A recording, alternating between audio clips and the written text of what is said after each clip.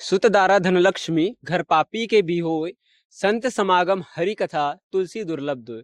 दर्शकों नमस्कार, स्वागत है आपका एस न्यूज छत्तीसगढ़ में। दर्शकों आज हमारी टीम आ पहुंची है ग्राम बजरंगपुर नवा गांव, जिला राजनांदगांव, छत्तीसगढ़ में। दर्शकों इस गांव में आज आध्यात्मिक सत्संग का आयोजन किया गया है। इस स्कूल के ठीक बगल में आध्यात्मिक सत्संग का आयोजन किया गया है। आपको लेकर चलते हैं उस जगह पे, उस जगह की व्यवस्था से आपको रूबरू करवाएंगे। साथ ही यह भी जानेंगे कि इस कथा के आयोजन में कितना खर्च हुआ, कितने पैसे देकर इस कथा का आयोजन किया गया, और आपको यह भी दिखाएंगे कि इस आध्यात्मिक सत्संग में किस तरह का ज्ञान दिया जा रहा है और यहाँ आने वाले श्रद्धालु के क्या विचार है। दर्शकों तमाम खबरों के लिए अंत तक बने रहे हमारे साथ। दर्शकों अभी हम सत्संग पंडाल के ठीक बाहर खड़े हैं और आप देख सकते हैं ये सत्संग पंडाल है, और सत्संग पंडाल में आप देखेंगे कि एक बड़ी एलईडी स्क्रीन, बिग स्क्रीन पर सत्संग का आयोजन यहाँ पे किया गया है। और साथ ही आपको यह भी बता दें कि सत्संग पंडाल के ठीक दोनों साइड 2 व्हीलर और 4 व्हीलर पार्किंग की व्यवस्था की गई है वाहनों के लिए, और पार्किंग में लाइन वार गाड़ियों को रखा गया है सुव्यवस्थित ढंग से। दर्शकों चलिए आपको अंदर चलकर दिखाते हैं कि अंदर में सत्संग व्यवस्था किस तरह की गई है और श्रद्धालु जो यहाँ पे सत्संग सुनने आए हैं उनके क्या विचार हैं। दर्शकों जैसे ही हम सत्संग पंडाल के अंदर की ओर जाते हैं तो बाएं साइड आप देख सकते हैं कि यहाँ पे अनेकों आध्यात्मिक ग्रंथ रखे हुए हैं। आप देख सकते हैं लगभग सभी धर्मों के पवित्र सदग्रंथ को यहाँ पे रखा गया है।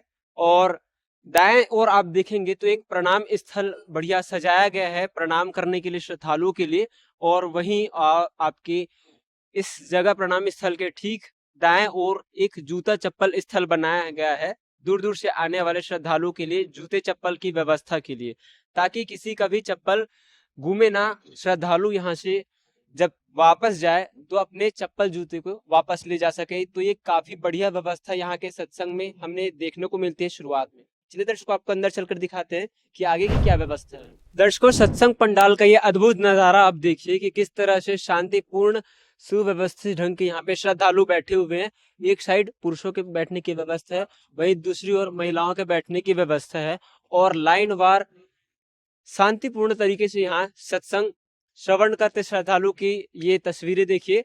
सत्संग के पश्चात आपको यहाँ के श्रद्धालुओं से बातचीत करके दिखलाएंगे कि किस तरह से इन्होंने सत्संग में क्या सुना और संत रामपाल जी महाराज जी आध्यात्मिक सत्संगों में किस तरह के आध्यात्म ज्ञान बतलाते हैं। दर्शकों हमारे साथ यहाँ के कुछ श्रद्धालु जुड़ चुके हैं जो यहाँ सत्संग सुनने आए हुए थे। चलिए दर्शकों इनसे जानते हैं कि आज के इस आध्यात्मिक सत्संग में इन्होंने क्या सुना। सर नमस्कार। जी सर साहब जी। सर क्या नाम है आपका? मेरा भोजराय दास। सर बताइए कि आज के सत्संग में आपने क्या सुना? जी आज के सत्संग में हमारे गुरुजी संत रामपाल जी महाराज ने बताया कि सृष्टि रचना का प्रमाण सभी सदग्रंथों से प्रमाणित करके बताया गया कि सृष्टि रचना कैसे हुई है, और साथ ही 12 अक्षर मंत्रों की भी जानकारी हमारे गुरुजी ने दी। सर आपसे जानना चाहेंगे कि आज के युग में जो सत्संग कार्यक्रम का आयोजन होता है, जो कथाओं का आयोजन होता है, उसमें भी पहले धन की आवश्यकता होती है। तो सर आपसे एक सवाल है कि इस आध्यात्मिक सत्संग का आयोजन के लिए कितनी राशि ली गई, कितने रुपए में इस कथा का आयोजन किया गया?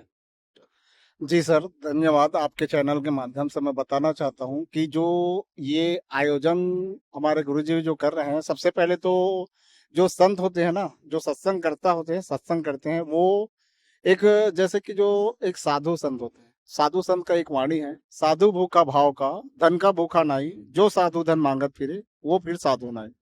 तो आज इस महंगाई के समय में आप स्वयं जान सकते हैं कि अगर 500 से 600 700 1000 ऐसे अगर कोई संगत हो और उसके लिए पंडाल की व्यवस्था हो या चाय पानी जैसा भी अगर कोई व्यवस्था, टेंट वेंट सारा चीज का अगर कोई व्यवस्था करे, तो इस महंगाई में कितना मतलब पैसे का व्यवस्था करना पड़ता है। कथा के लिए लाखों लाखों की व्यवस्था, लाखों लाखों रुपए लिया जाता है। इस कथा के लिए कितने लाख लिए गए? जी नहीं, इसमें कोई प्रकार का हम लोग न तो कोई पैसा दिए हैं, न तो किसी प्रकार का कोई चंदा किए हैं। ये तो हमारे गुरुजी संत रामपाल जी महाराज जी ऐसे जो श्रद्धालु को बुला करके एक निःशुल्क अपने फंड से ये सारा चीज ये सत्संग करवा रहे हैं। सर बात करें तो संत रामपाल जी महाराज जी के ज्ञान की, तो किस तरह का ज्ञान संत रामपाल जी महाराज जी देते, हमारे दर्शकों को बताइए। मैं दर्शकों को बताना चाहूंगा कि हमारे जो गुरुजी संत रामपाल जी महाराज जी हैं, जो वेद, पुराण, गीता, रामायण, बाइबल, कुरान ऐसे सभी देवी देवताओं के जो ग्रंथ है, पुराण है, उससे प्रमाणित करके बताते हैं कि जो एक कहना चाहिए जो सत्संग होता है जहाँ सच्चाई हो वही सही सत्संग है। और सच्चाई कहाँ मिलेगा? सदग्रंथों में। और जो अगर सदग्रंथों से प्रमाण करके न बताए वहाँ कोई सत्संग नहीं होता। तो मैं बताना चाहता हूँ कि पूरे विश्व में एक तत्वदर्शी संत रामपाल जी महाराज जी हैं जो पूर्ण संत है, इस पृथ्वी पर आकर इस सदग्रंथों को आज खोल करके सही सत्संग का ज्ञान श्रवण करवा रहे हैं। बहुत बहुत धन्यवाद। सत साहिब। दर्शकों, अभी हमारे साथ कुछ माताएं बहनें भी हैं यहाँ पे जो सत्संग सुनने आए हुए थे। इनसे जुड़ते हैं और जानकारी लेते हैं कि इन्होंने सत्संग में क्या सुना और ये सत्संग में क्यों आते हैं। जी नमस्कार, नमस्कार। क्या नाम है आपका? ललिता दासी। आपसे जानना चाहेंगे कि आप सत्संग में क्यों आते हो, सत्संग में आने से आपको क्या लाभ मिलता है? सत्संग में आने से हमारे मानव जन्म का मूल उद्देश्य का पता चलता है। इंसान को कैसा कर्म करना चाहिए, कैसा नहीं करना चाहिए। मानव जन्म किस लिए मिला है? परमात्मा प्राप्ति के लिए मानव जन्म मिला है। तो कैसे परमात्मा पाया जा सकता है, यहाँ हमारे गुरुजी सत्संग के माध्यम से बताते हैं। और जीवों के अंदर दया, क्षमा, ये सब कैसे मतलब सेवा करना है, कैसे बुजुर्गों को सेवा करना है, ये सब यहाँ से हमें जानकारी मिलती है। सत्संग से और क्या लाभ मिलता है? सत्संग की आधी घड़ी तब के वर्ष हजार, तो भी बराबर नहीं कहे कबीर विचार। सत्संग के एक आधी घड़ी भी बहुत बताया है परमात्मा ने। यहाँ आने से आदमी को अपना मानव जन्म का मूल उद्देश्य का पता चलता है। और गुरुजी सत्संग में बताते हैं, हम उसको अपने सदग्रंथों से मिलान कर सकते हैं। यही सच्चा मार्ग है भक्ति करके मोक्ष पाने का, सत्संग। जी, आपसे जानना चाहेंगे कि आज जो संत रामपाल जी महाराज जी ने यहाँ सत्संग किया, तो सत्संगों में क्या बताया, क्या सुना आपने? सत्संग में हमें संत रामपाल जी महाराज ने हमें सद्भक्ति कैसे करनी है ये हमें शास्त्र से प्रमाणित करके बताया है। जो हमारे यहाँ भाई भक्त है वो पूरा प्रमाण सहित आपको बताएंगे। अगर आपको कोई शंका है, समाधान है, वो आप यहाँ कर सकते हो। इसके लिए पूरा व्यवस्था किया गया है। दर्शकों, आपने सुना कि किस तरह से यहाँ आए श्रद्धालुओं के विचार थे। उन्होंने बताया कि सत्संग क्यों जरूरी है, सत्संग के क्या लाभ मिलते हैं।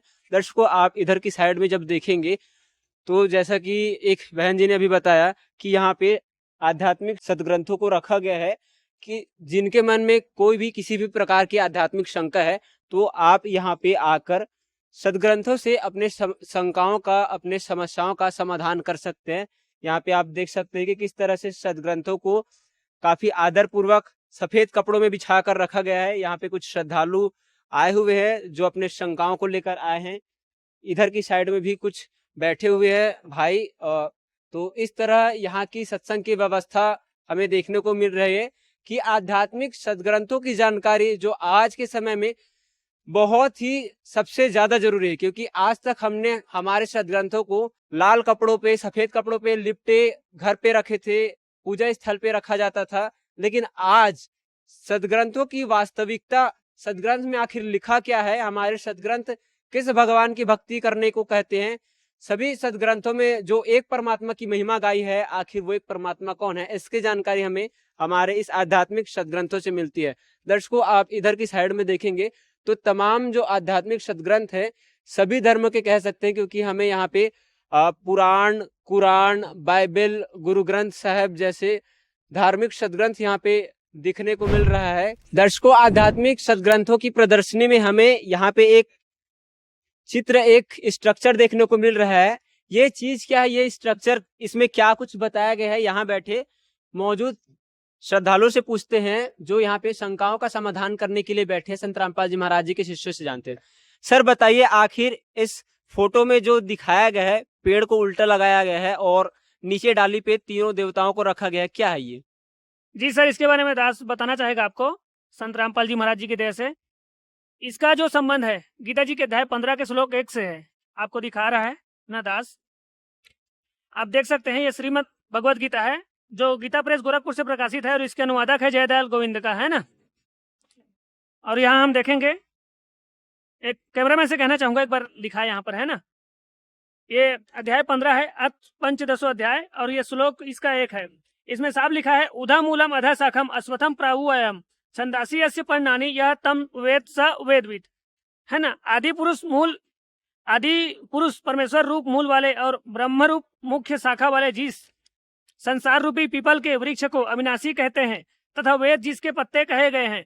उस संसार रूपी वृक्ष को जो पुरुष मूल से ही तत्व से जानता है वह वेद के तात्पर्य को जानने वाला है, अर्थात तत्वदर्शी संत है। इसी का संबंध इससे है, आपको बताना चाहेंगे।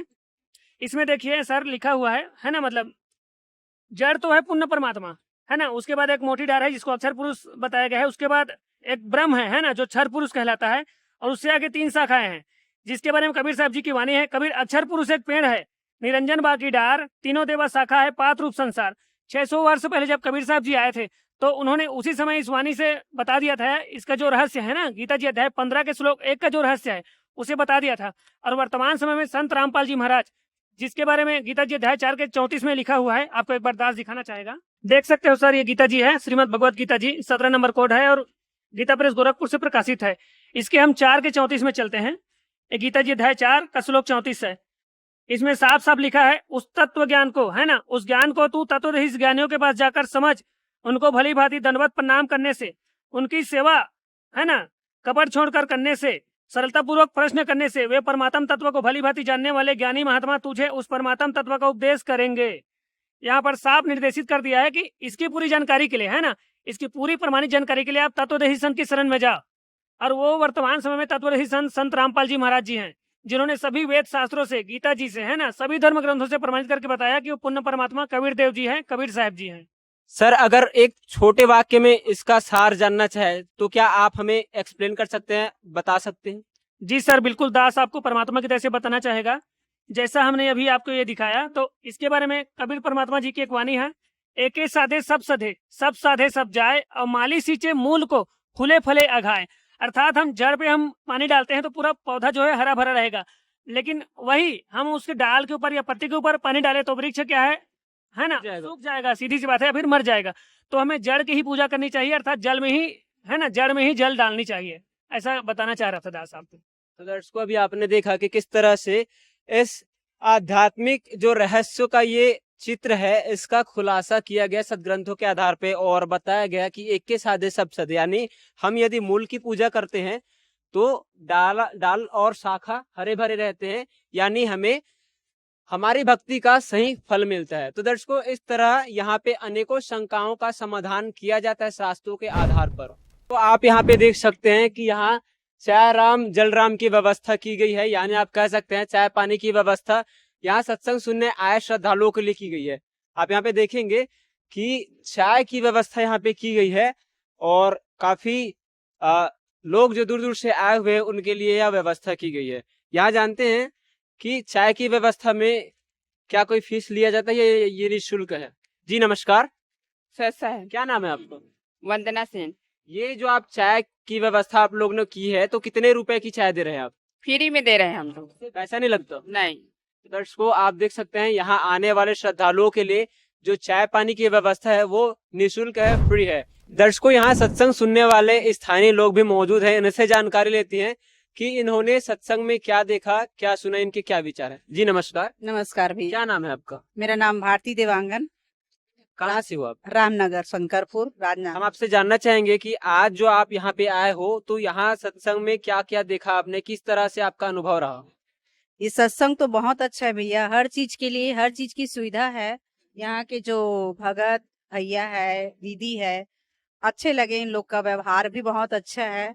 और यहाँ जो सबसे पहले तो जो संत रामपाल महाराज जी है, वो सही में मतलब मैं भगवान को देखी हूँ मैं उनके में, क्योंकि किसी गरीब दुखी है और उनकी सेवा कर रहे हैं तो उनके लिए तो सबसे बड़े भगवान बन चुके हैं वो, है ना।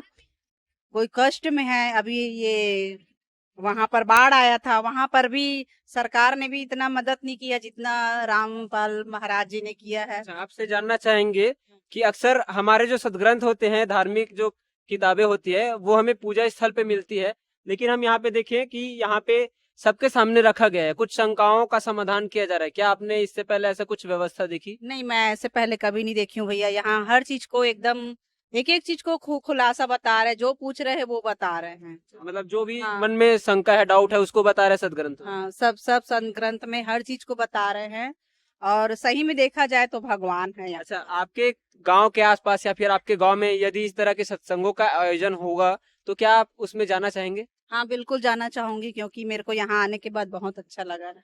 बहुत बहुत धन्यवाद। हाँ, धन्यवाद भैया। दर्शकों, आज यहाँ आयोजित सत्संग में आपने देखा कि किस तरह से संत रामपाल जी महाराज अपना ज्ञान वेद और शास्त्रों से आधार पर बता रहे हैं। और यहाँ सबसे अच्छी जो व्यवस्था हमें देखने को मिली कि यहाँ सदग्रंथों को भी यहाँ पे रखा गया है, ताकि जो व्यक्ति जिन्हें आध्यात्मिक शंकाएं होती हैं वे अपनी शंकाओं का समाधान इन सदग्रंथों के माध्यम से कर सके। आज का युग शिक्षित है और इस शिक्षा के युग में सही मायने में अगर शिक्षा की लाभ की बात की जाए तो अपने ग्रंथों में छुपे गुण रहस्यों का ज्ञान जो समझ जाए वो शिक्षा का लाभ ले सकते, क्योंकि इस सदग्रंथ में ही बताया गया है कि किस भगवान की भक्ति करनी चाहिए। सबका मालिक एक, कुल मालिक जो कहते हैं वो एक परमात्मा कौन है, इस ग्रंथों से आपको जानकारी मिलेगी। हमें किसकी भक्ति करनी चाहिए, भक्ति में किस मंत्र के जाप से मोक्ष होगा, ये तमाम जानकारी संत रामपाल जी महाराज जी के सत्संगों में बताई जाती है। तो दर्शकों, इस तरह की तमाम खबरों के लिए, अपडेट्स के लिए बने रहिए ऐसे न्यूज चैनल के साथ। कैमरा पर्सन सुजल के साथ मैं मुक्तानंद, ऐसे न्यूज छत्तीसगढ़ से। धन्यवाद।